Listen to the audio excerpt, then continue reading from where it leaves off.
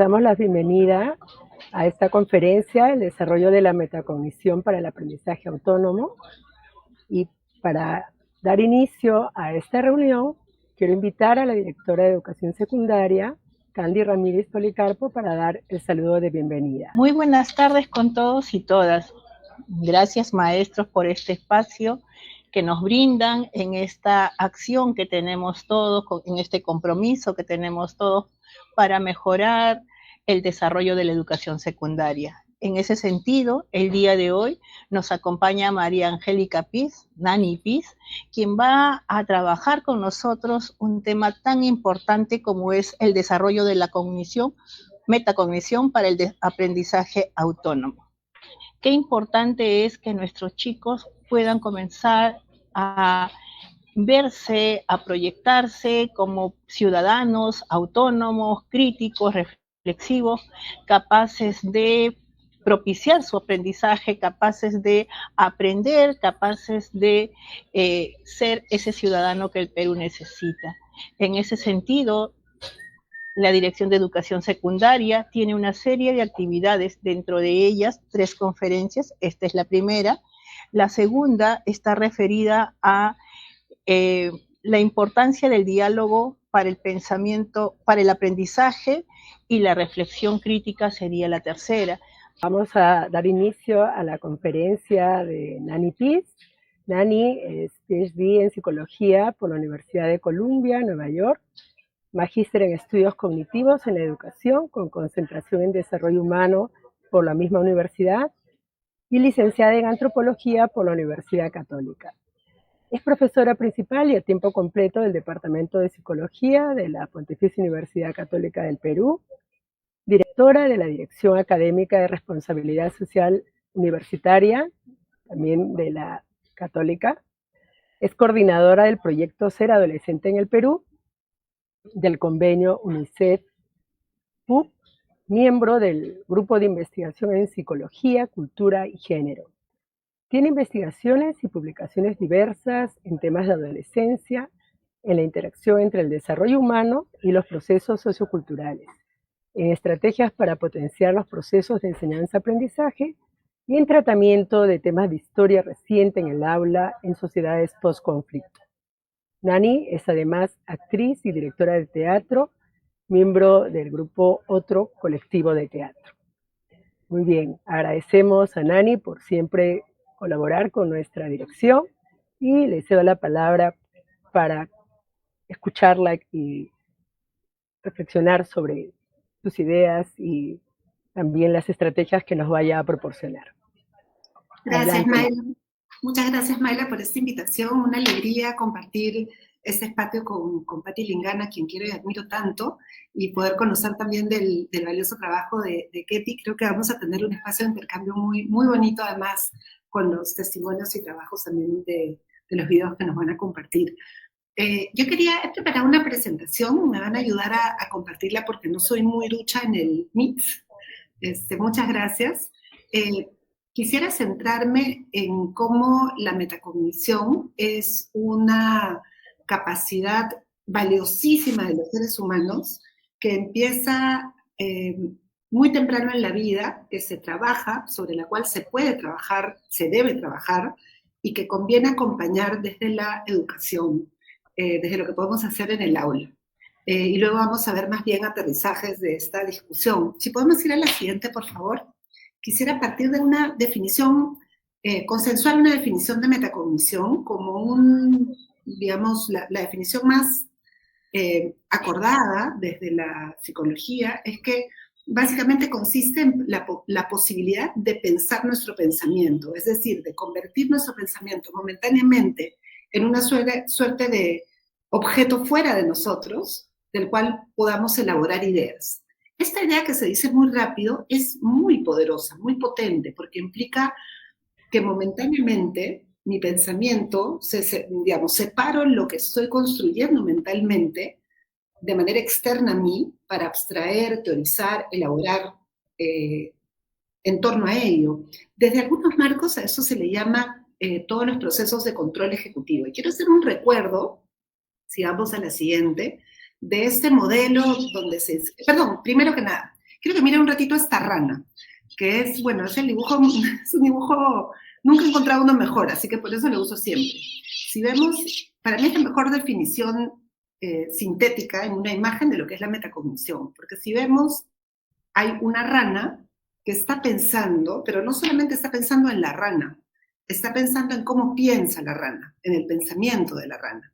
El corazón de esta imagen no es el pensar en uno, digamos, eso tiene que ver con la cognición, sino es en cómo yo elaboro, proceso y entiendo mis propios procesos de pensamiento. Entonces es la rana pensando en cómo piensa la rana, lo que define la metacognición.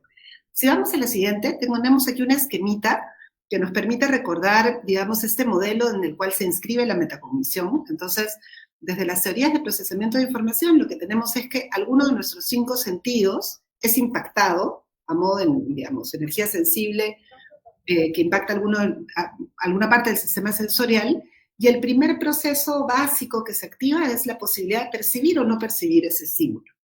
La percepción es limitada, es un proceso cognitivo limitado, y por lo tanto todo lo que no es percibido se va al basurero, a la cajita que está abajo, ¿no? Percibimos una parte chiquitita, de acuerdo a la capacidad de nuestros sentidos, lo que podemos ver, por ejemplo, cierto grado de corrimiento en rojo, por ejemplo, lo que podemos oír, hay mucho que no percibimos, y de eso que percibimos, solo una partecita es atendida. Entonces, aquello que sí es atendido pasa al sistema atencional, todo lo otro se va al basurero, digamos, y de eso que es atendido, una parte pasa a la memoria de trabajo, donde es trabajada la información, hasta almacenarse en la memoria de largo plazo. También la memoria de trabajo es limitada. Mientras que la memoria de largo plazo se asume ilimitada. Esos son los procesos cognitivos básicos. Sobre ellos, si vamos a la siguiente diapositiva, se montan todos los procesos complejos. Es decir, los básicos no son básicos por simples, porque son sumamente complicados, sino son básicos porque cada vez que razonamos, percibimos, atendemos y actuamos en nuestra memoria. Cada vez que resolvemos problemas, percibimos, atendemos, etc. Entonces, los complejos se montan sobre los básicos, y acá hay muchos procesos cognitivos complejos para todo este potente acto que llamamos pensar. Ahora, en todo este circuito de trabajo con la información, aparece esta unidad de vigilancia que está acá arriba, a la que llamamos control ejecutivo metacognición, que es una especie de supervisor que está permanentemente mirando cómo hacemos eso que hacemos. Entonces, ¿cómo percibo yo? ¿Qué me hace bueno percibiendo? ¿Cómo atiendo yo? ¿Cómo mejoro mi atención? ¿Qué tengo que hacer ante esa información para que no se me pierda, ¿no? ¿Soy capaz de combinar cierto tipo de estímulos de mejor manera que otros? ¿Qué hago con la información para trabajarla, para que no se me pierda? ¿Tengo que repetir el número de teléfono para que no se me vaya? ¿Lo tengo que anotar? Y lo mismo se aplica a los procesos complejos. ¿Qué me hace a mí resolver bien un problema? ¿Qué me hace a mí resolver mal un problema? ¿Cómo hago yo para afrontar un problema, para entenderlo? Entonces, la metacognición opera todo el tiempo, y esto es bien importante de establecer de partida, porque una distorsionada concepción de la metacognición la entiende como eso que pasa al final del proceso de enseñanza-aprendizaje, donde en la última página del cuaderno se dice qué aprendiste y cómo lo aprendiste, vuelve atrás. Y esa es una distorsión de la metacognición. La metacognición implica revisar todo el tiempo aquello que voy procesando. Si vamos a la siguiente, quiero ir un poquito a de dónde viene este término. Bájala toda, porque sale de a poquitos. Flavel, en el 76, propuso este término, metacognición, tratando de explicar la manera en que un niño de 7 años procesaba de manera distinta a un niño de 10, que si se dan cuenta no hay mucha diferencia, incluso podemos decir que es una etapa parecida, pero lo que ocurrió con este grupo, con estos dos grupos en ese experimento, es que a los dos grupos se les enseñó dos tipos de estrategias para memorizar sustantivos. Una estrategia que era ineficaz, repetir parejas, o sea, querían que se memoricen parejas de sustantivos. A una le enseñaron una estrategia ineficaz y luego les enseñaron otra estrategia eficaz. Entonces, por ejemplo, la estrategia ineficaz era simplemente tratar de retenerlos, ¿no? Cortina, perro, vaca, comida, chancho, tocino, ¿sí? Se dan cuenta de que mi mente los ordena automáticamente. Eso fue lo que hicieron los niños de 10 años, los parearon, ¿no? Cortina, ventana, chancho, tocino, comida, no me acuerdo lo otro que dije. Entonces, para tratar de recuperar la información, los niños de 7 trataron de chancar los adjetivos sin mayor evidencia de la estrategia, pese a que habían sido instruidos en la estrategia. Mientras que los niños de 10 utilizaron mucho más rápidamente la estrategia de pareo de sustantivos. Lo que concluye Flavel de esto es que aún en disposición de las estrategias, hay una supervisión mayor que puede hacer el niño o niña de 10 que le permite entender qué estrategia es mejor que otra. Y a partir de ahí teoriza en qué cosa vamos a entender por metacognición. Entonces, hay esta cita bien bonita de Flavel, si vemos en la siguiente lámina, donde él dice, en la subsiguiente lámina, vamos a la subsiguiente, esa, donde él dice lo siguiente: estoy siendo metacognitivo si descubro que tengo más dificultades aprendiendo A que aprendiendo B. Si me sorprendo revisando C antes de aceptarlo como dado. Si se me ocurre que es mejor someter a un escrutinio cada una de las alternativas de una... Es mejor que anote B porque seguramente me lo voy a olvidar. Si decido preguntarle a alguien respecto a E para ver si lo estoy entendiendo bien, los ejemplos pueden multiplicarse al infinito.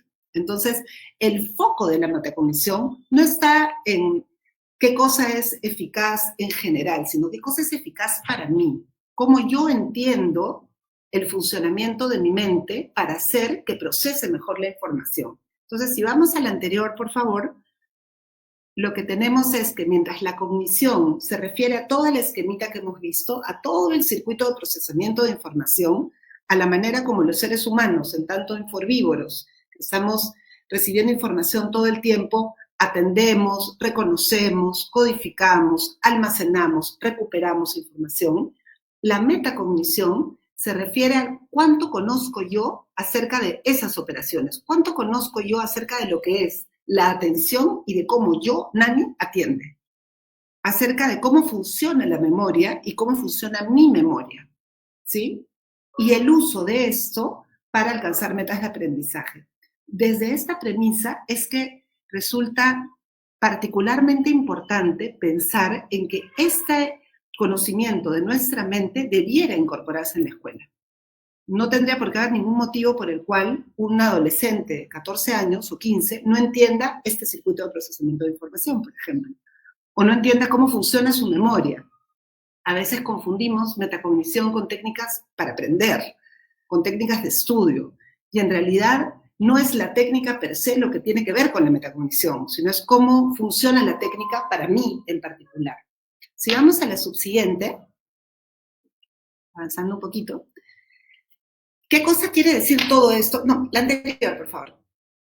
¿Qué quiere decir todo esto? Que desde la psicología se está planteando, se empieza a plantear, bueno, desde hace muchos años, que en realidad las diferencias entre las personas, más que tener que ver con ese constructo extraño que llamábamos inteligencia, tan cuestionado ahora, tiene que ver con cuán metacognitivas son las personas, con sus habilidades de metacognición. ¿Cuánto logro supervisar mis procesos? Y esto no se refiere solo al mundo, digamos, de la escuela. ¿Cuán capaz soy de evaluar esa conversación que estoy teniendo con la otra persona? ¿Cómo estoy yo? ¿Cómo está mi estado de ánimo? ¿Cómo me estoy comprometiendo en esa conversación? ¿Cuánto estoy cuán asertiva estoy siendo? ¿Cuánto lo que estoy haciendo está generando en la otra persona? ¿Qué está generando? ¿Está yendo en la dirección que yo necesito que vaya?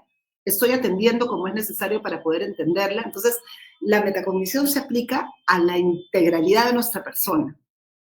Y esta capacidad maravillosa y potente evoluciona a lo largo del ciclo vital. Los primeros embriones, digamos, de esta capacidad,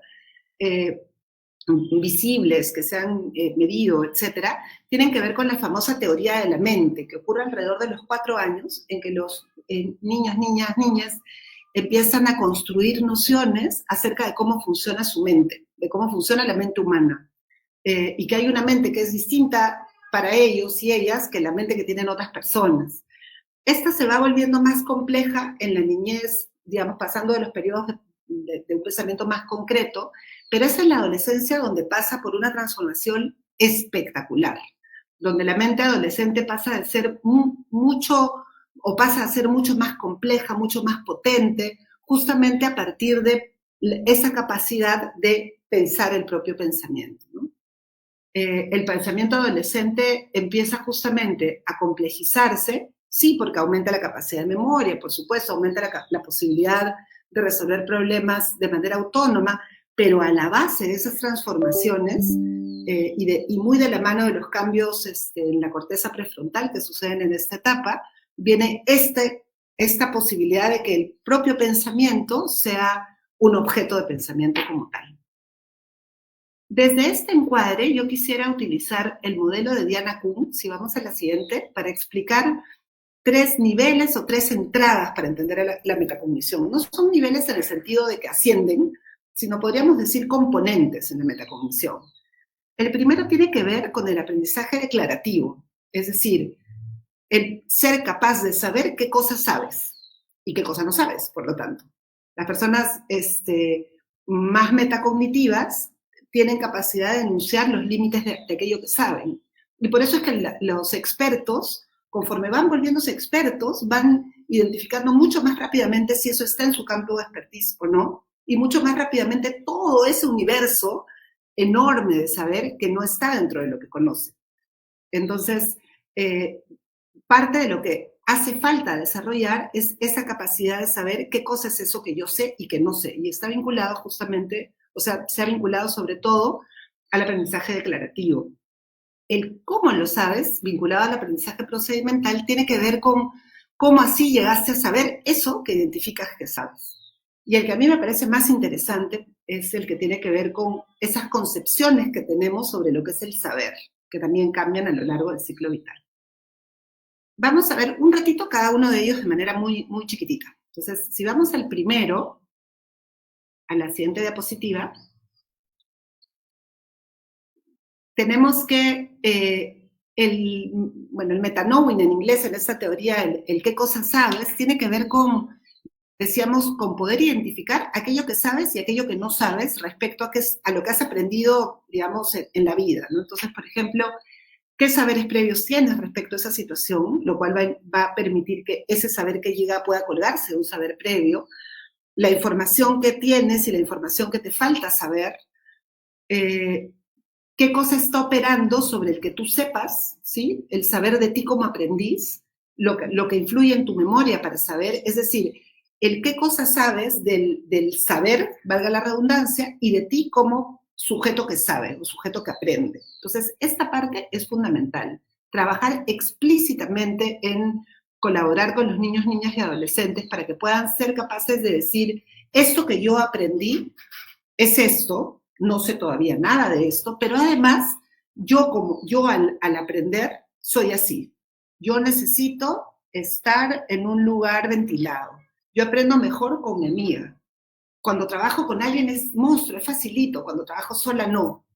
A mí me gusta mucho jugar para llegar a conclusiones, etc. Si vamos a la siguiente, bueno, eso es lo que decía, el cómo lo sabes tiene que ver con las estrategias que se utilizan para aprender. Bajámoslo todo. ¿Cuáles son esas estrategias? ¿Cómo utilizo esas estrategias? ¿Cuáles son más útiles para mí? Entonces, implica algo bastante complejo, porque es la posibilidad de identificar que hay un paquete de estrategias, ¿no? Que no se aprende necesariamente de la misma manera, que una persona aprende de una manera y otra de otra, que puedo probar una estrategia flexiblemente. Entonces, piensen en una actividad que no les resulte sencilla, porque ahí se nos hace mucho más visible, ¿no? A mí me cuesta mucho memorizar cosas, desde que era chiquita. Lograr retener algo en su misma forma me cuesta mucho esfuerzo. Y recuerdo hasta el día de hoy que aprender la tabla de elementos químicos fue una de las mayores torturas por las que tuve que pasar en mi secundaria. Me parecía, ahora de adulta he entendido que es una tarea cognitivamente imposible retener esa cantidad de elementos en la memoria, pero tratando de lograrlo en la secundaria, me di cuenta que una cosa que a mí me servía mucho al momento de almacenar la información era ponerle música. Entonces me hacía una canción conectando magnesio Mg, magnesio Mn, cobalto, etc., ¿no? Y le cambiaba el tono musical para poder almacenarla, para poder registrarla. llegué a esa estrategia pasando por muchas estrategias, de mucho fracaso al almacenar esa información. Esto es importante porque el descubrimiento de esas estrategias debiera ser parte importante de lo que se acompaña en la escuela, es decir, generar espacios para que yo pueda probar una estrategia adecuada para mí, identificarla, guardarla o descartarla. Mucho del tiempo que debiéramos utilizar para aprender debiera ser acompañar a las personas a que identifiquen qué estrategias de aprendizaje tienen al memorizar una tabla de elementos químicos o al pensar en un problema complejo como la exclusión en la sociedad, ¿no? Sin duda, hay que también modelar estrategias, porque no van a llegar a ellas solo por descubrimiento, ¿no? Modelar estrategias que permitan identificar si esa estrategia fue útil para mí. Fue útil para mí, digamos, en este proceso, conversar con el compañero. Hubiera sido mejor empezar por la lectura y luego conversar con el compañero, o de repente conversar primero, descubrir una lectura y leer después. La conciencia permanente, digamos, la supervisión permanente es lo que permite que justamente este nivel vaya enriqueciéndose, ¿no? A veces pasamos por el plano cognitivo y nos detenemos poco tiempo porque es costoso a la supervisión de las estrategias, y lo que permite mejorar metacognitivamente es justamente la supervisión de dichas estrategias. En la siguiente lámina, bueno, acá tengo algunos ejemplos, ¿no? Ser capaz de seleccionar estrategias, qué estrategias existen, cuáles conozco y cuáles no, cuáles me permiten aprender mejor, y desde la perspectiva del aprendizaje autorregulado se establecen 4 niveles respecto a estas estrategias. La posibilidad de establecer metas de aprendizaje, de planificar esas metas, y si bajas 2 más, de monitorearlas, y por último de evaluarlas. Y en la siguiente diapositiva hay un detalle de estas 4 niveles, que vamos a pasar muy, muy rapidito, porque tengo muchas otras cosas más que quiero contarles, pero básicamente, digamos, voy mejorando en mi selección de estrategias, siendo acompañado como aprendiz, a incorporar esto como parte de mi aprendizaje. Yo tengo determinada meta de aprendizaje, y por lo tanto, antes de saltar a hacerlo, debería planificar, en función de lo que he aprendido antes, qué cosa quiero hacer para poder alcanzar esa meta de aprendizaje. Lamentablemente, los tiempos a veces tan cortos que tenemos en la escuela, las demandas del día a día, las miles de otras necesidades que tenemos en el aula, nos hace pasar por esto muy rápido. Y pocas veces trabajamos de manera flexible el probar múltiples estrategias, que es algo tan importante como parte del desarrollo de la metacognición. El supervisar si he planificado bien, si estoy llegando a la meta, y finalmente evaluar. Si vamos a la siguiente, por favor. Vamos a saltar esa. Y por último, si le aprietas toditas para que salga completa la diapositiva, el último nivel que quiero compartir con ustedes antes de ir cerrando, tiene que ver con qué cosa entendemos por qué cosa es saber y cómo valoramos las personas el saber y el conocer, que tiene que ver con, esto también es llamado la epistemología personal, y tiene que ver con cómo entendemos el acto de la mente humana de generar conocimiento. ¿Qué cosa es para mí aprender? ¿Cómo valoro el acto de aprender, de conocer? Y esto lo hemos investigado en este proyecto que yo coordino, que se llama Ser Adolescente en el Perú.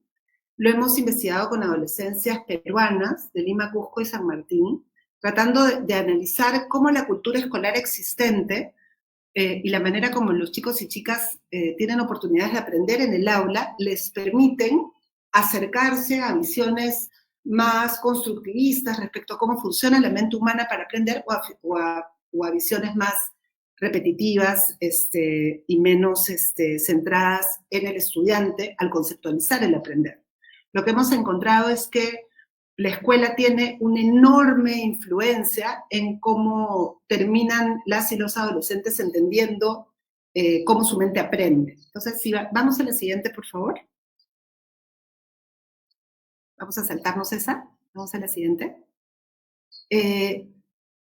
Esta teoría de Diana Kuhn lo que plantea es que solo es posible, en sentido estricto, pensar críticamente siempre que hay un acercamiento metacognitivo que, digamos, una comprensión en el nivel epistemológico de la metacognición que implica entender que el conocimiento lo crean las personas y puede ser evaluado.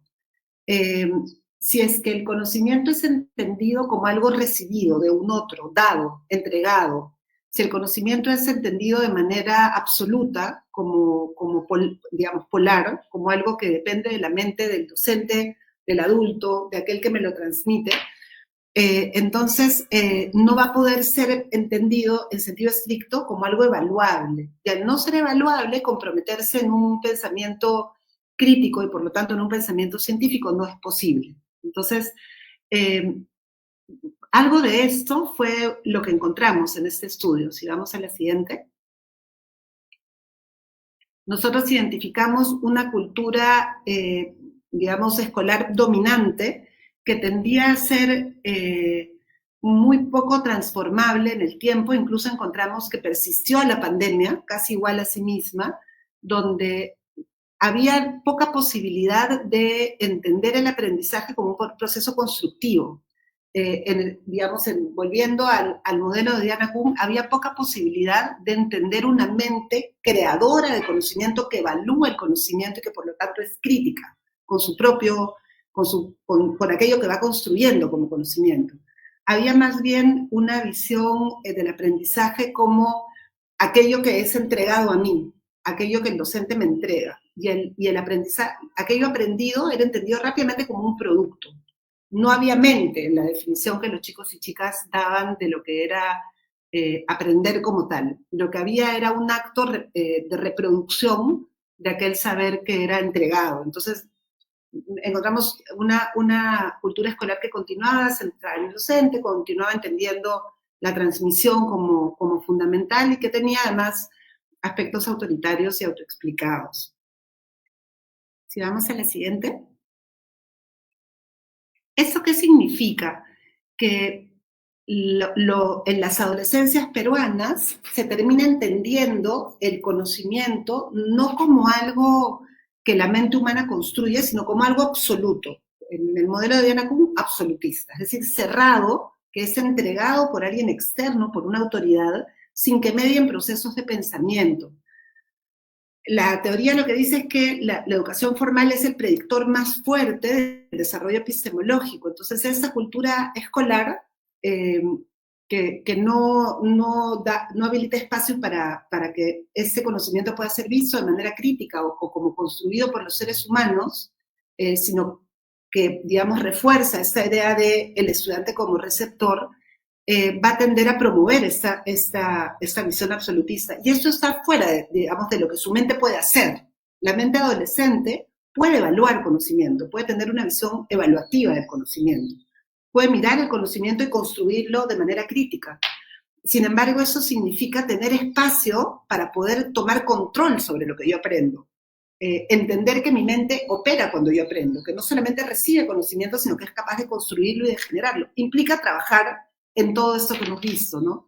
Implica poder supervisar mis procesos, implica poder decir, esto no lo sé, o esta estrategia no me ha servido, o esto que me están dando, yo tengo que ver cómo se ajusta a lo que yo tengo antes y conectarlo con eso que tengo para entenderlo.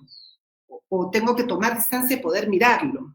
Todos esos procesos no hemos encontrado que sean habilitados. Cuando los chicos y chicas nos describían qué se hacía en la escuela, básicamente apareció un script de una escuela muy, muy transmisionista, ¿no? El docente llega, se para, dicta, da tarea y se va. El estudiante se para saludar, copia, hace tarea y espera al siguiente profesor. Entonces, y cuando les decíamos, y para aprender, ¿qué cosa te sirve? Aprender es eso que me hace hacer el docente. Entonces, desde este espacio encontramos poco terreno fértil para trabajar la metacognición. Y salir de la secundaria con pocas habilidades metacognitivas es problemático. Es muy problemático. Explica mucho de esta polarización que vivimos en el Perú, por ejemplo. Explica mucho de esta poca capacidad para entender las zonas grises y entender lo que está bien de lo que está mal y lo que está mal de lo que está bien, y cómo me sitúo yo en medio de eso y lo evalúo, ¿no? Entonces sí es una habilidad que qué bueno que estemos teniendo este espacio y qué bueno que vamos a escuchar a dos grandes maestras para que podamos ver cómo llevar a nuestras aulas y trabajar de manera más potente en nuestros espacios educativos.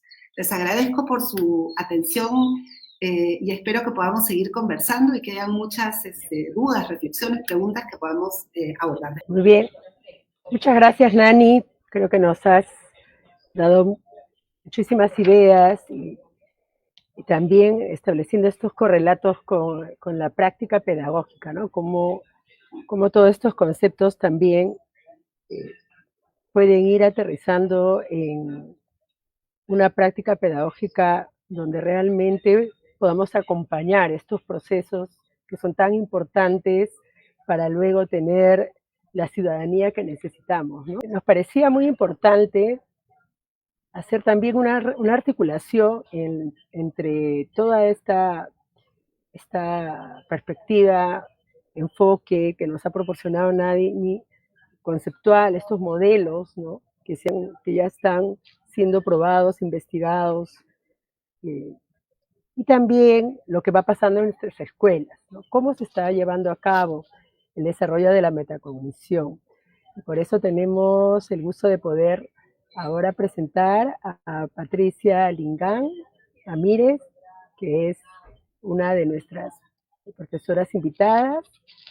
Patricia es licenciada en Educación Secundaria, en la especialidad de Historia y Geografía, con un diplomado en Formación Magisterial como segunda especialidad, con 34 años de experiencia en aula, asumiendo el trabajo en las áreas de Ciencias Sociales, Educación para el Trabajo, Economía, Investigación y Acompañamiento Tutorial en el Colegio José Antonio Encinas de Magdalena del Mar, y 30 años en formación docente en escuelas públicas y privadas.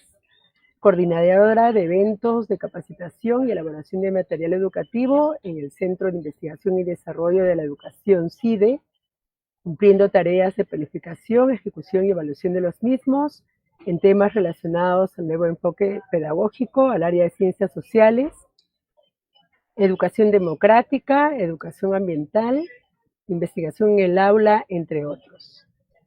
Con experiencia en gestión institucional, asumiendo cargos de dirección en el Colegio José Antonio Encinas entre los años 2001 al 2002, 2004 al 2005, así como la unidad de servicios del CIDE.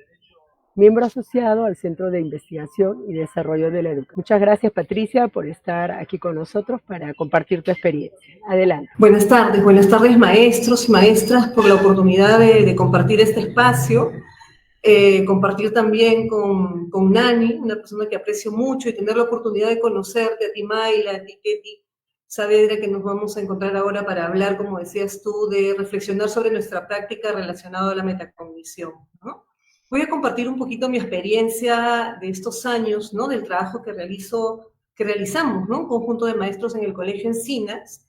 Y lo primero que se me venía a la mente es que en esta reunión podríamos estar los maestros como en un gran círculo de estudios diciendo nuestros propios procesos metacognitivos, de qué cosa nos ha funcionado con los chicos y las chicas, cuándo hemos metido la pata, cómo hemos revisado, y los maestros aprendemos de la reflexión de la práctica y con eso construimos saber pedagógico. Es lo primero que yo aprendí cuando entré al Colegio Encinas, ¿no? Que la forma de producir saber es reflexionar sobre lo que te pasa en el aula, y los maestros somos o debemos ser personas altamente metacognitivas, ¿no? Sino cómo registramos esos diversos caminos y además cómo acompañamos los diversos caminos de nuestros estudiantes, ¿no? Entonces, me imaginaba maestros en un gran círculo hablando de estos procesos metacognitivos que a nosotros nos pasan, ¿no? Voy a presentar en 3 momentos lo que voy a compartir con ustedes. Uno primero sobre algunas condiciones que creo yo desde mi experiencia debemos tener en cuenta para que se desarrollen buenos escenarios para promover la metacognición en el aula. Luego, como Mayla nos pedía, era contar alguna experiencia concreta, ¿no? Que se realiza en el colegio. Y finalmente, identificar cómo las rutinas de pensamiento ayudan mucho a los procesos metacognitivos, ¿no? Entonces, lo primero que quería comentar era que si bien todos los maestros y maestros tenemos nuestras áreas de trabajo y estamos como muy centrados en desarrollar las capacidades y las competencias, yo estoy segura que en el fondo todos lo que queremos es que los estudiantes, ¿no?, los chicos y las chicas sean capaces de desarrollar procesos más profundos, ¿no? Procesos que todos los cursos los nutran para tener procesos que puedan gestionar su aprendizaje y que además pueda activar una serie de respuestas, ¿no?, a preguntas como, por ejemplo, ¿qué estrategia será la mejor para abordar este hecho de la realidad? ¿Qué le pasa, ¿no?, en la vida, ¿no? ¿O qué ayudas necesitaré para lograr una meta? ¿Qué atajos he aprendido para tomar, ¿no?, y agilizar algún proceso? ¿Cómo me sentí la vez que pasé por una situación similar y qué hice? ¿Este problema que tengo se parece al que ya viví? ¿Cómo lo hice anteriormente? Y si lo puedo aplicar en este caso, ¿no? Creo que si los estudiantes de la secundaria, a través de todas las áreas, los nutrimos un poquito de todas las herramientas, y ellos son capaces de contestar algunas de estas preguntas, todas o más, ¿no? Creo que nos daríamos por satisfechos, ¿no?, de haber trabajado más allá de cuánto saben de matemática o de sociales, ¿no? Porque si tiene este caminito puede aprender todo, ¿no? Y cuando les decía que quería como algunas condiciones para que funcione bien la metacognición, Nani lo comentaba hace un momento, ¿no? Era primero pensar como maestro cómo son mis sesiones de clase, cómo las diseño, ¿no? Y en este cómo las diseño muchas veces, ¿no?, sabemos que todavía en las aulas pasa mucho que está el maestro expone, el estudiante escribe o lee algo, se aplica en algo y luego se evalúa, ¿no? Y este proceso sí desarrolla algunas estrategias metacognitivas, pero son muy básicas, ¿no? Y entonces lo que tenemos que tener como objetivo es cómo cada vez más planteamos y diseñamos actividades de aprendizaje que le demanden caminos nuevos, ¿no? Creo que los caminos nuevos que le planteemos le va a permitir a los estudiantes, ¿no?, reconocer qué hacer, ¿no? Porque además si siempre son iguales, siempre reconoceré el mismo camino. Pero si yo diseño, ¿no?, lo que hago es que él aprenda bajo esta diversidad de caminos, ¿no? Otra cosa también pensaba y que era importante, que a veces nuestras clases están como en una línea, ¿no?, focalizando determinadas inteligencias, ¿no? Y lo que vemos es como en las aulas sabemos la diversidad de inteligencias que hay, ¿no? ¿Qué pasa con los chicos que no coinciden esos niveles de inteligencia que el maestro está priorizando, ¿no? Una inteligencia más verbal, ¿no? Pero ¿dónde quedó su cuerpo? ¿Dónde quedó su mente? Entonces, también otra condición es mirar cómo combinamos, ¿no?, no solo nuevos caminos y recorridos, sino también cómo combinamos las diferentes inteligencias para que todos se sientan como con aliviado el camino para poder ir logrando lo que viene, ¿no? Lo otro también era cómo diseñamos y en qué momentos, ¿no? Como maestros somos grandes estrategas de definir cuándo trabajan de manera individual y cuándo grupal, porque también uno desarrolla, como Nani nos ha explicado, actividades metacognitivas propias, ¿no?, de pensar sobre mi pensamiento, pero también cómo es pensar mi pensamiento cuando estoy con otros, ¿no? Quizás me resulta más fácil, quizás me resulta más difícil, ¿no? Y los mismos chicos y chicas te dicen, ¿no? Puede ser en grupo y no es por aliviarse trabajo, ¿no? Es porque conversan, ¿no? Entonces es yo cuando converso puedo, ¿no? Otra condición también es que los maestros a veces tenemos en nuestra cabeza nuestro diseño de clase y lo que hacemos es paso 1 y los hacemos trabajar muy bonito a los chicos, paso 2, paso 3, ¿no? ¿Qué pasa si yo le presto esas habilidades a los estudiantes, ¿no? A mí me ha pasado muchas veces donde les digo, vamos a trabajar este periodo de la historia del Perú. He pensado hacer primero esto, acá hacemos un corte, les voy a pedir este producto. La razón por la cual les pido este producto tiene estos objetivos y le hago hasta como los 12 pasos de las 3 semanas de trabajo que vamos a tener algo y les cuento por qué. Y ellos, cuando digo ellos, se me viene a la cabeza Ren, Bea, tienen nombre las personas que me dicen, Pati, si el paso 8 lo subimos y hacemos tal cosa, y yo les digo, tienes razón, porque además lo argumenta, ¿no? Y yo ya les hago la broma, ¿no? Les digo, oigan, o sea, yo pensé hasta las 11 de la noche esto, y tú en un segundo me has cambiado la lógica de la clase. Y entonces nos reímos y yo digo, pero es bien importante, digo, ¿todos coincidimos con eso o alguien prefiere? O alguien te dice, ¿y si el producto es diferente? ¿Y si el producto hace algo, un ensayo? O alguien hace un material audiovisual y yo le digo, sí, sí vale. pero hay que mirar el tiempo y no sé qué. Entonces, ¿cómo hacemos explícito este camino que diseñamos los maestros y les prestamos nuestra cabeza, pero además les permitimos a los estudiantes entrar a esa lógica, entrar y reajustar, porque lo que ellos están haciendo es, voy entendiendo. Me ocurre que me preguntan, ¿y por qué este paso no crees que lo podemos saltar? ¿No? Entonces, casi, es como que todos los procesos pedagógicos son muy explícitos, ¿no? En el Colegio Encinas pasa que los chicos fácilmente podrían acabar la secundaria y ser buenos maestros, ¿no? Porque tienen como incorporadas muchas formas de intervenir para lograr una meta, ¿no? Otra cosa también que sé que lo hacen bastante es buscar la integración de las áreas, ¿no? Pero porque la realidad se nos presenta integrada, ¿no? Entonces, cuanto más proyectos de investigación, proyectos integradores podamos realizar, mejor, porque la realidad se nos presenta de esa manera, ¿no? Y otra también como condición o como una cosa que podemos usar cotidianamente, está relacionado, por ejemplo, cuando evaluamos, ¿no? Cuando uno dice, voy a evaluar un tema, una capacidad, ¿no? Una competencia, doy aviso, doy la fecha y llega el día de la evaluación. Es el ejercicio con los estudiantes, ¿no? Con las chicas, los chicos, y les preguntamos, si hemos trabajado esto, ¿qué será lo fundamental de aprender de esto? ¿No? Y yo, por ejemplo, les pregunto, ¿toca que yo les haga una evaluación donde ustedes responden? ¿Toca un ensayo? ¿Toca una cuestión más libre, más creativa? ¿Cómo podríamos evaluar? Y puede ser que hayan dos formas de evaluar, puede ser que haya una sola, pero además les digo, y si fuera una evaluación escrita, ¿qué preguntas son las que deberían estar? ¿Cuáles son? Digo, y yo bromeo porque voy intencionalmente poniendo preguntas que son preguntas literales, ¿no? Y yo le digo, miren, esta es la capacidad, esto tienen que lograr, ¿esto va o no va?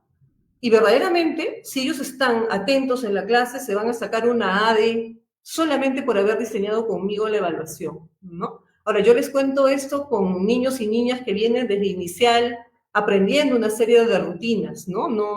Yo soy maestra de tercero, cuarto y quinto, pero estas cosas sí son posibles, ¿no? Es como les presto mi saber pedagógico a estos estudiantes y vamos diseñando en este camino, ¿no? Yo creo que mucho de lo que he comentado, ustedes también lo hacen, ¿no? Lo hacen, ¿no? Pero es como optimizamos, ¿no? Le sacamos el jugo a cada una de esas actividades que tenemos y qué otros procesos podemos activar. Eran como algunas condiciones que coinciden con varias cosas que Dani nos ha planteado, ¿no? En relación a compartir una experiencia, tenía una pensada, pero hoy día, hace unas horas, había otra nueva que me da ganas de compartir, que quizás también la cuente, pero por ejemplo, integrando las áreas de comunicación, las áreas de ciencias sociales, las áreas de lenguajes artísticos, estábamos analizando las noticias y de repente la noticia planteaba sobre los roles de género impuestos a los hombres y a las mujeres, ¿no? Entonces estábamos en la mesa, problematizamos la situación y decimos, bueno, ¿con qué se relaciona esto? ¿No? Entonces alguien decía, bueno, pero esto es histórico, ¿no? La historia hace que esto esté así, cómo habrán sido las mujeres en la década del 50, cómo son ahora. Otros decían el tema de cómo todavía existe, ¿no? El problema de esos roles tan colocados y que ellos lo perciben en su familia, ¿no? Y una niña dice, ¿y qué pasa con las mujeres que hoy día, ¿no? Ahora han decidido no ser madres ni esposas? Y las tres personas estuvieron de acuerdo en hacer una investigación, porque eran trabajos grupales, ¿no? De tres, y estuvieron de acuerdo en hacer una investigación sobre cómo enfrentan las mujeres, precisaron la edad, entre 25 y 35 años, cómo enfrentan las mujeres entre 25 y 35 años los roles que la sociedad le quiere, ¿no? Le quiere imponer, ¿no? ¿Cómo los enfrentan? ¿Qué hacen? Una vez que tuvimos eso, lanzamos nuestras hipótesis, ¿no? Y plantean sus hipótesis de cómo lo enfrentarán, y ahí necesariamente hay un corte, ¿no? Porque justamente en la metacognición hay una parte importante donde dice, los chicos hipotetizan siempre, y uno tiene que venir a darles un soporte teórico o contrastar con ellos para que esas hipótesis tengan mayores formas, porque si no tienen poquito saber, entonces les das mayores relaciones y estructuran mejores hipótesis. Y una vez que tenían sus hipótesis era de dónde vamos a conseguir información. Entonces lo que yo hago es acompañar una estrategia que ellos se inventan allí, ¿no? Entonces cuando dicen diferentes fuentes, ¿no? Hay que conseguir personas de esta edad, ¿no? Después dijeron, hay que preguntar a hombres y mujeres qué piensan de esto.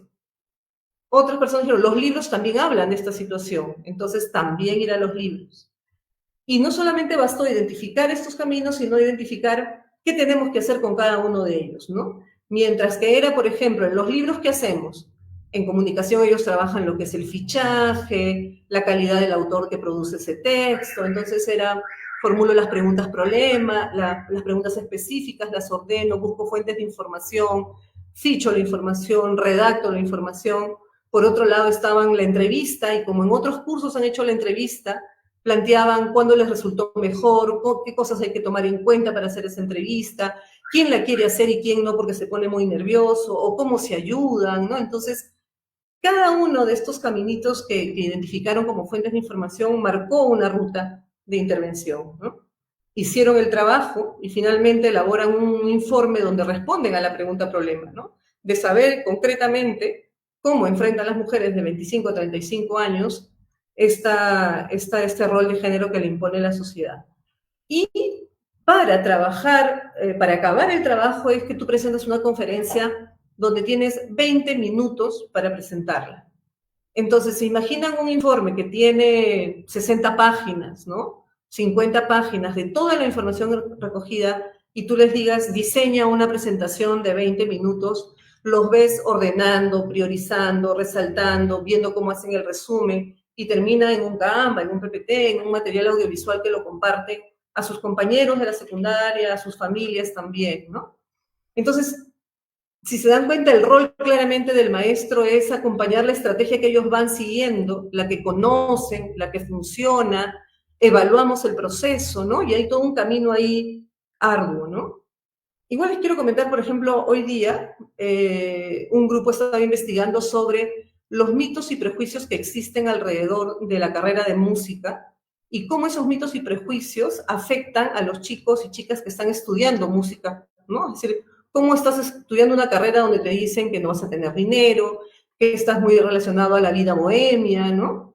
Y ahorita estaban discutiendo. Y yo pasé en la mesa de trabajo, hoy día tal cual, y les digo, pasemos a la formulación de las preguntas, ¿no? Si tenemos ya la pregunta problema, identifiquemos cuáles son los... Y me dicen, no, no lo queremos hacer todos juntos, sino hemos dividido en paquetes. Un paquete, la carrera de música como tal, otro, los mitos relacionados a la carrera, luego las razones que llevan a los jóvenes a estudiar esto. Y cada uno va a formular sus preguntas y me contaron, mientras que ya los otros 4 grupos estaban con lo que yo les había dicho, este grupo me planteaba otra forma y les digo, ya, está perfecto, está bien, ¿no? ¿Se imaginan yo diciéndole, no, porque yo lo he pensado así, me desorganizas y ya me hice un camino, les digo, está perfecto, ¿no? Entonces es también mostrar mucha apertura a los caminos y a confiar en el adolescente. Yo he leído parte del informe de Ser Adolescente en el Perú y decía que a veces como que hay que confiar en el adolescente, en el potencial que tiene el adolescente, en que tenemos mucho metida en la cabeza la idea de, uy, adolescente, y yo siempre cuento que cuando digo, uy, adolescente, es qué alegría, ¿no? Qué alegría que tienes un jovencito que contrasta, que se revela, que discrepa, con respeto, pero está allí un ser humano, no que va a ser el adulto, no, es. Y como es, hay que respetar ese proceso. Entonces, implica un montón de cuestiones actitudinales del maestro para permitir fluir esos caminos y esas formas, ¿no? Nuevamente, yo creo que hay que enfatizar lo que decía Nani, que cuando el estudio que arroja, que si hay una idea de expongo, escribes, trabajas y te evalúo, estamos perdiendo grandes oportunidades de desarrollar estrategias metacognitivas, ¿no? Y es más, uno desarrolla estrategias metacognitivas justamente a las preguntas iniciales que hacía, es porque en la vida tú tienes que ir por la vida aplicándolas permanentemente, ¿no? ¿Cómo las aplica? Yo le preguntaba a la inteligencia artificial, ¿cómo en la vida cotidiana se aplican las estrategias metacognitivas, ¿no? Y me desarrollaba un montón, ¿no? Conversando un poco con la inteligencia artificial a ver qué cosas salían, ¿no? Y por último, quería comentar lo de las rutinas de pensamiento. Cuando hablamos de rutinas de pensamiento, varias cosas yo creo que los maestros hacemos. Y yo no les voy a decir que sé las rutinas de pensamiento en mis 34 años, que las sé hace 20, falso, ¿no? Creo que desde el 2007 hay una investigación que la propone como tal. Sino que en el verano, donde los maestros nos capacitamos durante un mes sobre una serie de aspectos, en este caso era incorporar rutinas de pensamiento de manera más sistemática por todos los maestros, tenía que ver, decíamos, el pensamiento es un proceso propiamente interno. ¿Cómo hacemos, cómo vemos, ¿no? ¿Cómo podemos visibilizar el pensamiento? Y las rutinas de pensamiento es eso, visibilizar el pensamiento de los estudiantes, ¿no? Y yo los invitaría, porque hay una serie de estrategias muy, muy fáciles de, tú, por ejemplo, tú diseñas tu clase, tienes tu clase, tú y tu cabeza, tu propia inteligencia, no la artificial, la propia, y le pones a la inteligencia artificial, analízame esta clase y propónme 3 rutinas de aprendizaje, ¿no? Que se relacionan directamente con la metacognición y te las propone y tú seleccionas cuál es la propicia, porque la idea de la inteligencia artificial generativa no es que yo mire, evalúe, ¿no? No es que voy a hacer todas, sino digo, esta sí va, esta no va, esta lo cojo. Y tiene que ver con, por ejemplo, veo, pienso y me pregunto, antes pensaba, ahora pienso, crea titulares, menciona 3 cosas que aprendiste, 2 conexiones y una pregunta adicional. Hay una serie de, ¿no?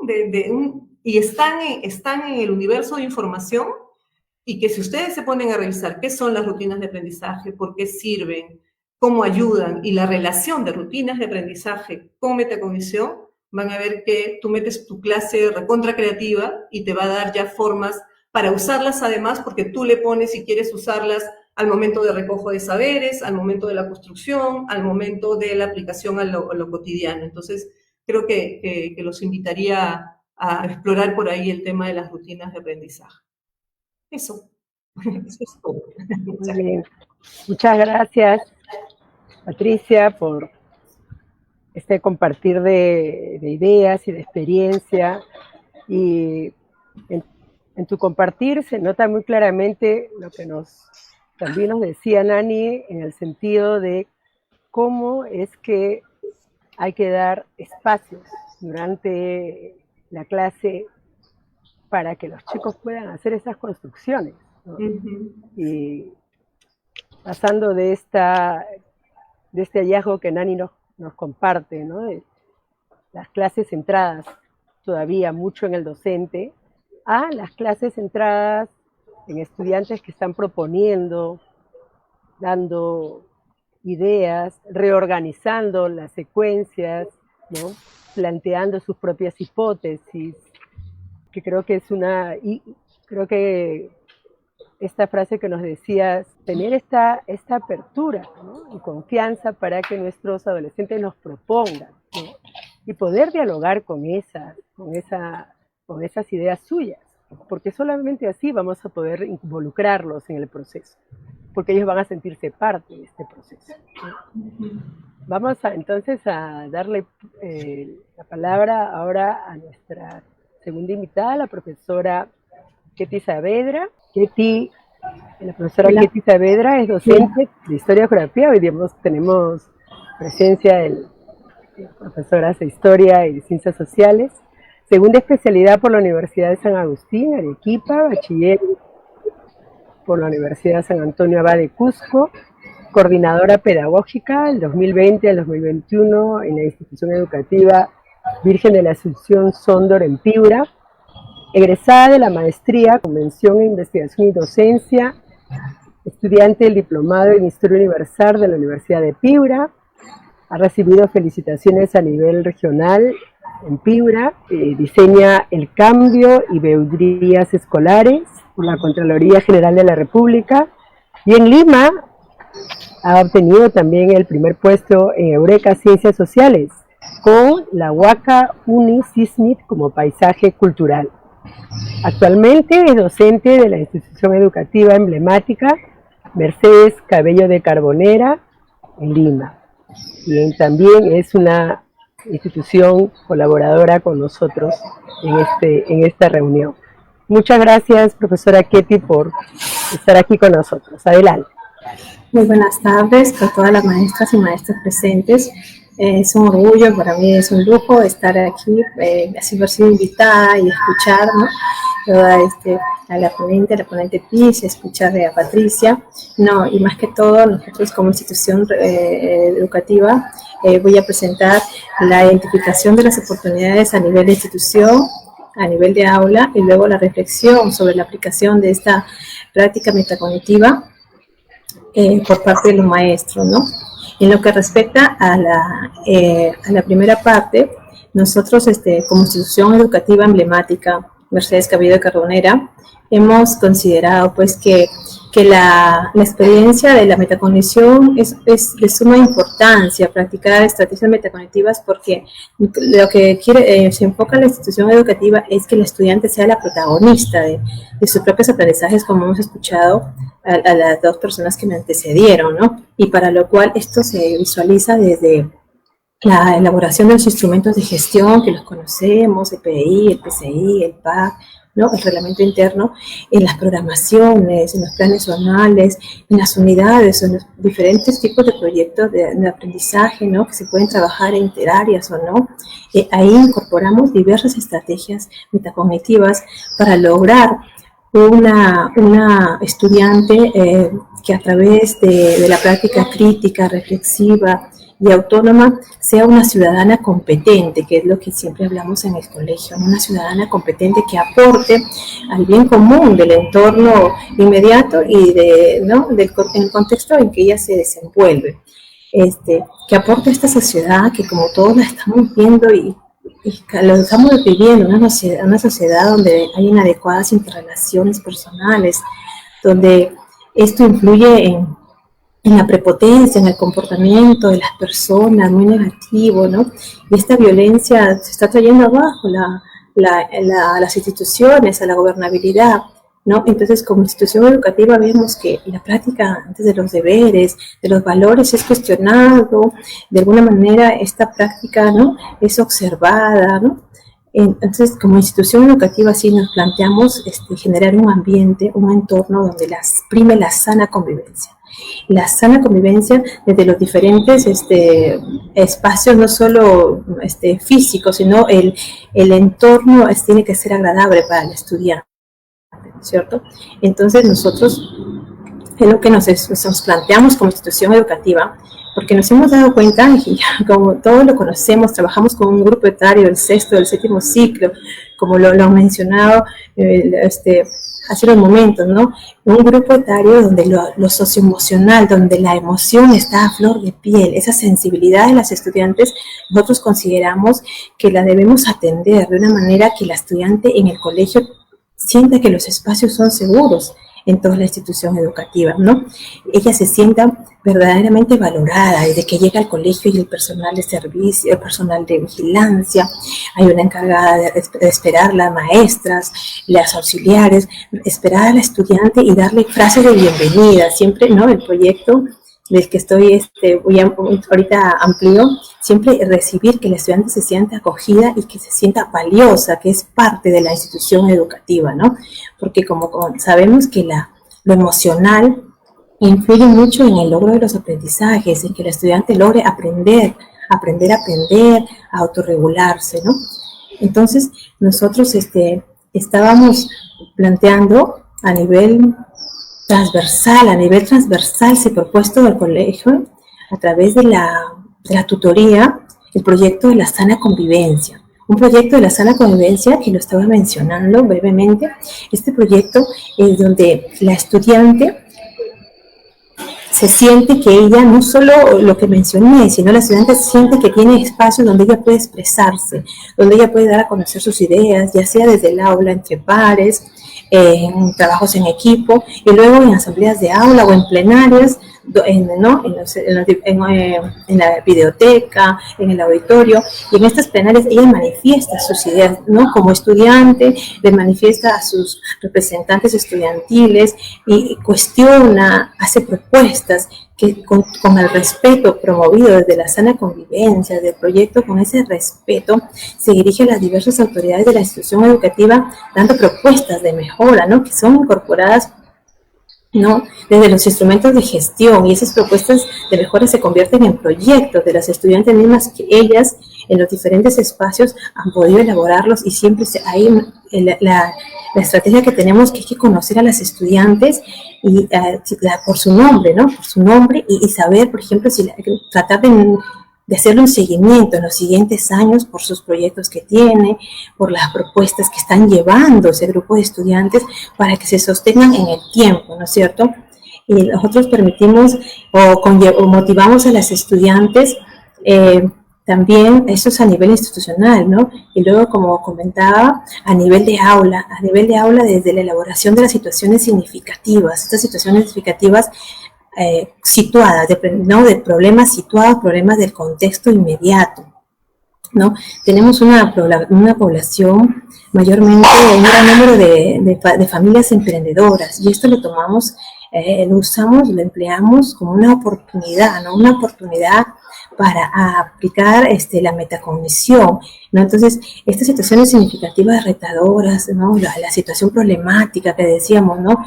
Entonces, ellas mismas la elaboran, ellas mismas dicen, profesora, esa no es una pregunta de reflexión, de argumentación, esa es una pregunta de memoria, dicen ellas, ¿no? De pregunta y respuesta. Entonces, ellas con ellas mismas al elaborar en aula las situaciones significativas, estas elaboración de las preguntas reto, ¿no? Es muy importante para la estudiante, ¿no? Entonces también en aula nosotros que lo que hacemos, logramos que las estudiantes puedan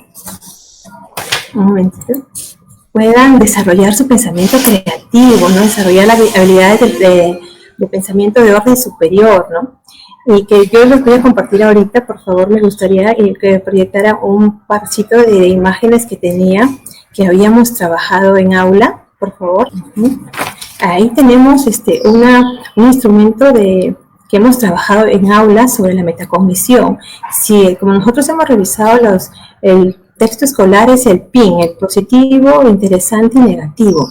Pero nosotros en aula, las estudiantes, no, ellas proponen, ellas mismas, ¿no? Dicen, profesora, pero que si tal, si consideramos tal criterio, ¿no? Entonces las estudiantes dicen los obstáculos que hemos tenido. Entonces lo hemos enriquecido, la propuesta que nos da el Ministerio a través del texto escolar, lo hemos enriquecido, dice positivo, interesante, y luego las estudiantes dicen, profesora, y si son obstáculos, y utilidades, la utilidad que le podemos dar a los aprendizajes, ¿no es cierto? Entonces, las estudiantes, aquí dice proyecto video, me gustaría que lo pongan el siguiente, por favor, ¿no es cierto? Vemos que las estudiantes en aula dicen, profesora, pero ¿qué tal con todas las pautas, con todo lo que usted nos está proponiendo? Nosotros podemos desarrollar acá en esta parte dice gráficos estadísticos. Entonces las estudiantes proponen, ella dice, ¿no? Porque como si estamos desarrollando habilidades de pensamiento superior, esa creatividad, la flexibilidad para que fluya la dinámica, las interrelaciones en el aula, ¿no? Esa creatividad en esta sesión de clases sobre la explotación infantil en la Revolución Industrial y en el siglo XXI, un grupo de estudiantes propuso, profesora, yo quiero hacer un video. No, profesora, un juego de roles in situ, ahí lo vamos a presentar en este momento. Otros dijeron, profesora, con esta información que tenemos y la que estamos googleando, ¿no? en los links académicos que ya están de alguna manera, se les media y ya conocen por otras áreas para poder acceder. Entonces las estudiantes dicen, profesora, nosotros vamos a hacer gráficos estadísticos, ¿no? Porque queremos lograr el propósito de la clase, que vamos a comparar, ¿no? Comparar la explotación infantil en la Revolución Industrial y en la actualidad, en el siglo XXI, ¿no? ¿Y por qué les pongo siglo XXI, no? Entonces, las estudiantes elaboran gráficos estadísticos, otras elaboran historieta, otras gráficos ¿no? Otras elaboraron un video audiovisual, nos pidieron permiso con apoyo del auxiliar, se fueron a grabar a otro ambiente porque ellas son tímidas, les da vergüenza que las vean ahí en vivo, en el momento, y cumpliendo los pasos, los tiempos establecidos, que es parte de la metacognición, estas oportunidades de aprendizaje, ¿no? La autorregulación, autogestión del tiempo. Las estudiantes luego subieron, ¿no? Bajaron a grabar, a repetir el auxiliar, regresaron, subieron y empezaron, mientras seguíamos haciendo el trabajo en equipo, ¿no? Y las estudiantes empezaron a bajar, porque tenemos un dispositivo en el aula, y lo empezaron a bajar y ya lo tenían listo para proyectar, ¿no? Y hemos visto cómo a través de esa sana convivencia, de que la estudiante pueda expresarse, la apertura entre pares, ¿no? Ese diálogo que tiene la estudiante, pudo elaborarnos, en esta sesión de clase de 2 horas, ¿no? Pudo elaborarnos 4 productos: el gráfico de barra, la historieta, el video, una historieta con imágenes que ya llevaron recortadas previamente, se les pide, ¿no? Y algunas, y aún así ellas dijeron, vamos a hacer la historieta, otras dijeron, vamos a hacer el juego de roles, ¿no? Y esto lo vemos que en este trabajo que he pedido que por favor lo proyecten, vemos cómo las estudiantes logran desarrollar para la historieta. No se puede proyectar porque no se visualiza cómo las estudiantes emplean la precisión con datos, con fechas exactas, con lugares, ubicaciones en el tiempo y en el espacio, y luego ellas cómo le ven la utilidad en el siglo XXI. Algunas revisaron fuentes de fuera, de Europa, ¿no?, sobre la explotación infantil de jóvenes y de niños de la actualidad que trabajan part-time, ¿no? Otras encontraron información de Estados Unidos, ¿no?, en la época que estamos estudiando el hecho histórico, y por eso yo lo dejé abierto. Entonces, incluso con ellas del siglo XXI, o sea, no nos cerramos al contexto local, no nos cerramos, no, sino al contexto regional, a la internacional, ¿no? Entonces, en otros momentos, las estudiantes, ellas mismas elaboran el título de la clase. A ver, chicas, vamos a estudiar, estudiantes, vamos a ver este tema de los pueblos originarios y la extracción del caucho. Entonces, vamos a ver qué título. Entonces, ellas mismas elaboran el título. Y como me antecedió la profesora Patricia, profesora, y si hacemos esto, entonces ella, como se proyecta el PPT, entonces hay que hacer unas mejoras a los instrumentos que la profesora está presentando para la evaluación, ¿no? Y en estos instrumentos que presentamos todo el tiempo se observa la metacognición, porque como la ponente Piz nos decía, la metacognición es transversal, la metacognición está en todo momento, ¿no? Desde que la estudiante manipula, investiga, trata de seleccionar fuentes, luego la estudiante elabora una serie de esquemas para jerarquizar la información hasta llegar al propósito de la clase, que era comparar, en nuestro caso, que fue, ¿no?, sobre la explotación infantil, y por diferentes medios las estudiantes llegan al propósito de la clase, y muy enriquecedor, porque ellas de alguna manera uno les media con los organismos reguladores como la SUNAFIL. Ellas investigan sobre la DEMUNA, sobre los ministerios que apoyan a las poblaciones de niños y adolescentes. Y luego dice, profesora, cuando estamos viendo la estrategia metacognitiva enriquecida que era del Minedo, ahora la hemos enriquecido con las niñas en aula. Entonces la estudiante dice, esto puedo utilizarlo, profesora, al acceder a la plataforma de la SUNAFIL y dar a conocer algunos casos que estoy viendo por mi casa, ¿no? Entonces nosotros vemos cómo el proyecto de la sana convivencia contribuye a otros proyectos que tiene la institución educativa, y acoge lo emocional, porque lo emocional es muy importante para el desarrollo y el logro de aprendizajes que son aprendizajes para la vida, ¿no? Entonces, luego yo también les comenté que en otro momento iba a hablar de la reflexión a nivel institucional. La reflexión a nivel institucional respecto a la metacognición. Nosotros en los trabajos colegiados liderados por el equipo directivo, por los coordinadores, que en el caso Patricia, ¿no?, tiene un liderazgo muy importante, ¿no?, en su institución educativa y en otros lugares que ha tenido. Ese trabajo colegiado, nosotros compartimos nuestras experiencias, los sinsabores, lo que tenemos que ajustar y reajustar como maestros. Hacemos nuestra propia metacognición, ¿no?, para tomar decisiones, incluso que no somos del mismo grado, ¿no?, pero compartimos las experiencias y luego tomamos decisiones que las plasmamos en aula.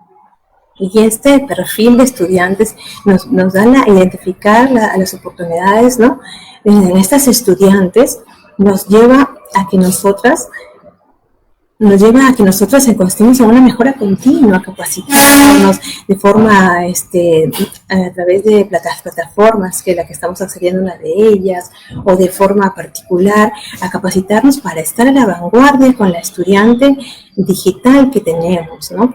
Y de esta manera, es la reflexión que tenemos de la metacognición, y la plasmamos en la mejora y enriquecimiento de las sesiones de aprendizaje y en los proyectos que tenemos en la institución educativa, ¿no es cierto? Y nosotros también reflexionamos que tenemos mucho por aprender de las estrategias metacognitivas. Ahora tomaba nota del meta-knowing, de la metaestrategia que se hablaba. Tenemos mucho por aprender de este tipo de estrategias metacognitivas para aplicarlas en las estudiantes.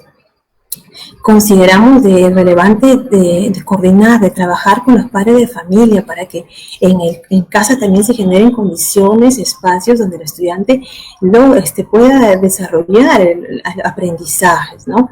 Eso es lo que nosotros estábamos reflexionando, y también utilizar la IA, utilizar los instrumentos digitales para que el estudiante pueda ver resultados resultados de lo que trabajó, resultados en este caso del instrumento de evaluación que ellas mismas han creado y lo han elaborado, ¿no? Puedan ver resultados, a ver, en mi aula se proyecta a través de un Google Forms, estábamos hablando en los trabajos colegiados, se proyecta a ver quiénes son qué porcentaje de estudiantes son un poco más tímidas, otro porcentaje de estudiantes se le complicó traer material, otro grupo de estudiantes no puede encontrar información, se les es un poco más difícil encontrar información en líneas académicos, para fomentar la reflexión, la toma de decisiones a nivel de aula y luego eso ya plasmarlo, ¿no? A nivel institucional.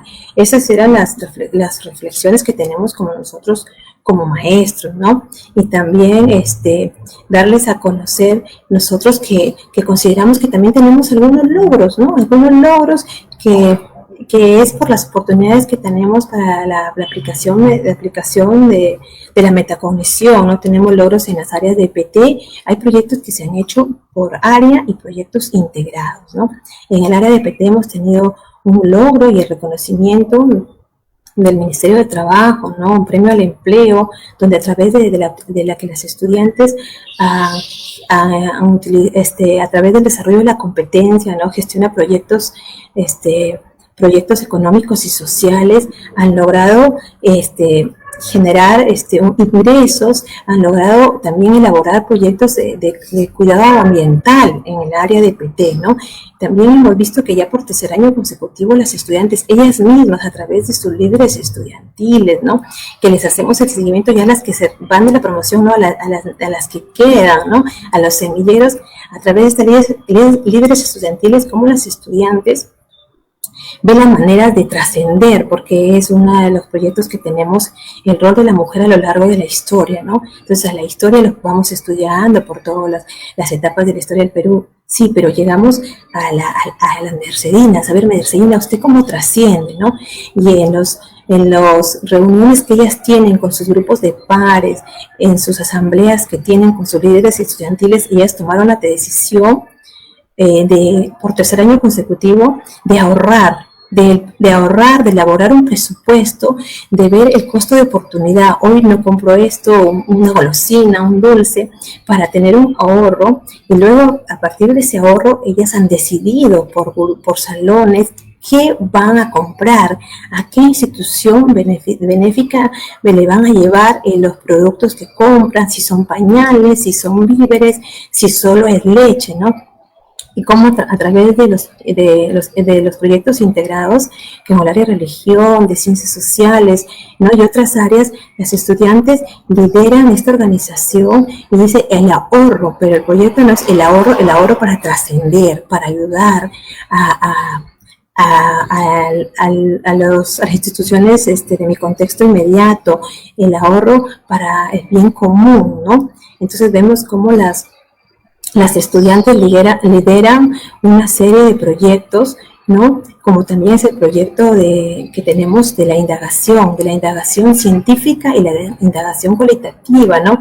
Donde los estudiantes tienen que desplegar el empleo de una serie de estrategias metacognitivas, desde la investigación, desde la selección de fuentes, hasta llegar a elaborar un producto, que es en el área de ciencia y tecnología.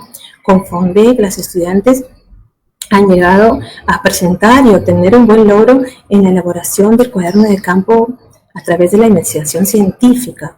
Y en el área de ciencias sociales, al lado del colegio, nosotros tenemos una huaca, ¿no? Y las estudiantes investigar esa situación problemática del contexto, que no somos vecinos de una huaca y cómo darla a conocer, ¿no? Las estudiantes emplearon una serie de estrategias, ¿no? De autogestión, de autorregulación, ¿no? Las estudiantes jerarquizaron información y al final lo plasmaron en el producto que fue la Huaca Unicisme como paisaje cultural, ¿no? Que obtuvo los logros que se han mencionado anteriormente, ¿no? Y entonces nosotros como maestros vemos que nos falta mucho por hacer. Y como institución educativa he sido la representante de dar a conocer que las estrategias metacognitivas son trascendentes, son relevantes para lograr aprendizaje, lograr que nuestro estudiante sea protagonista de sus propios aprendizajes y que pueda aprender a aprender. Y para finalizar, sí me gustaría decirles a los maestros que están presentes y a los que nos pueden escuchar en algún momento, que sea en lugar de la geografía del país donde nos encontremos, los diferentes contextos en los que podamos interactuar como docentes mediadoras, nosotros tengamos las más altas expectativas de las estudiantes. Y con esas palabras yo terminaba mi aporte, ¿no? Y muchas gracias por escucharme. Muchas gracias a usted, profesora Ketty, por el compartir de su experiencia y el trabajo institucional que está haciendo su institución educativa. Escuchando a nuestras profesoras invitadas, se aprecia y se puede uno imaginar el protagonismo que tienen sus estudiantes, ¿no? En esos procesos que están viviendo con los distintos tipos de retos que les proponen, incluso esta posibilidad de poder participar en la formulación, ¿no? de las mismas situaciones significativas, como nos decía la profesora Ketty, o de ejercer su liderazgo en distintas acciones hacia adentro y hacia afuera también de la institución, ¿no? Y cómo eso también nos decía la profesora Ketty, el aspecto emocional es clave, ¿no? Para poder realmente en esta convivencia adecuada, donde los chicos se sienten escuchados, respetados, valorados, estos procesos seguramente tendrán mucho más éxito, ¿no? Agradecemos nuevamente a la profesora Patricia y a la profesora Ketty. Y bueno, para terminar para entrar a la última parte de nuestra reunión, igual queríamos traerles algunas voces de nuestros estudiantes y pedirle luego a nuestra ponente que pudiera hacernos un comentario final a partir de lo que hemos escuchado.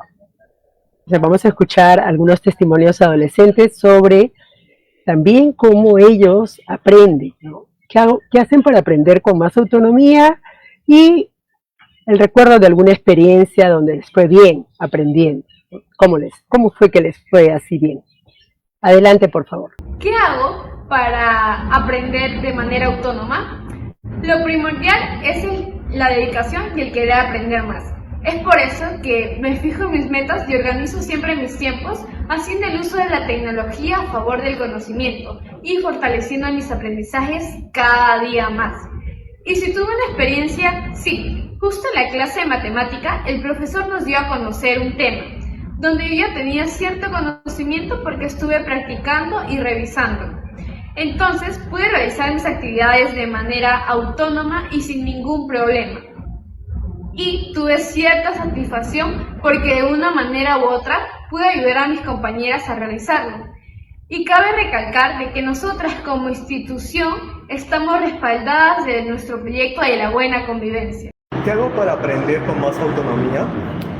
En primer lugar, establecer metas claras y precisas, así como tener un plan de estudio y aprendizaje, además de tener una autocrítica para así poder continuar ese plan que me he establecido. ¿Qué recuerdas en una experiencia en la que te fue muy bien en tu aprendizaje? ¿Qué cosa hiciste? Fui alcalde de mi institución educativa, donde trabajé con todo el grupo humano entre alcaldes y brigadistas. Hemos encaminado varios proyectos en mi institución educativa que incluso han sido premiados y agasajados por nuestros directivos y otras instituciones públicas. ¿Qué hago para aprender de forma más autónoma? Constantemente cambio mi forma de pensar y actuar, y es que reconozco que el aprendizaje es importante porque permite mejorar y asimismo permite de que pueda ampliar mi perspectiva con respecto al mundo. Me trazo métodos acerca de los cursos que se me dificultan y abrazo el aprendizaje, pues aprendo de forma individual y de forma colectiva con mis compañeras. ¿Recuerdas alguna experiencia donde tu aprendizaje fue muy bueno? ¿Qué hiciste? Sí, en conjunto con mis compañeras logré resolverlo. Y es que tenía un ensayo que no podía terminar. Cuando la profesora me dio las indicaciones, me di cuenta que le tenía el fracaso. Fue ahí cuando mejoré mis hábitos de estudio y mi organización personal para felizmente acabar con todo. Fue ahí cuando descubrí que el buen aprendizaje se realiza a partir de la mano con los demás, en conjunto con este proyecto que mi colegio está impulsando, que se llama La Buena Combinación. ¿Qué hago para aprender con más autonomía? Primero lo que yo hago es plantearme una meta y de esta meta autoevaluarme y conocer mis destrezas y habilidades para saber cómo me puedo apoyar a mí misma y cómo puedo fortalecerme. ¿Recuerdas una experiencia en la que te fue muy bien en tu aprendizaje? ¿Qué cosa hiciste? En esa ocasión logré ser alcalde de mi institución educativa con apoyo de mis docentes y me autoevalué, descubrí lo que era buena y lo que era mala y con ello mejoré y conocí amigos y amigas con los que también fueron mis apoyos en ese momento. Muy bien. Entonces cedemos la palabra a Nani para sus comentarios finales a partir de los testimonios o también de las experiencias que nos han presentado estas profesoras invitadas. Sí, yo quería decir algo en realidad que quizás chiquito como para dar espacio también por si Pati y Ketty quieren decir algo más también. Me parece bien interesante cómo en los casos de los chicos y chicas, primero me parece bien interesante que son bien grandes, entonces claro, ya están en el final de la secundaria pudiendo mirar y verbalizar más claramente. Eso también hay que tomarlo muy en cuenta, porque una estudiante de primero de secundaria o de quinto grado va a elaborar respecto a sus procesos metacognitivos de manera muy distinta que una de quinto de secundaria, ¿no? Va a tener ese salto que ocurre con el pensamiento abstracto, cuya base es justamente este cambio en la mente que produce el desarrollo de los procesos metacognitivos, va a poder decir con su nombre, ¿no? Planifico, planteo una meta, o sea, tener hasta los términos integrados, ¿no? Cosa que no es esperable necesariamente antes, ¿no? Da cuenta de que hay un proceso que ya se integró, eso por un lado, ¿no? Me parece bien interesante cómo en los casos se ven varias cosas que ha dicho Pati y que ha dicho también Ketty, cómo hay esta supervisión como algo permanente, ¿no? Planifico pero no termina ahí, planifico pero superviso, estoy permanentemente remirando, ¿no?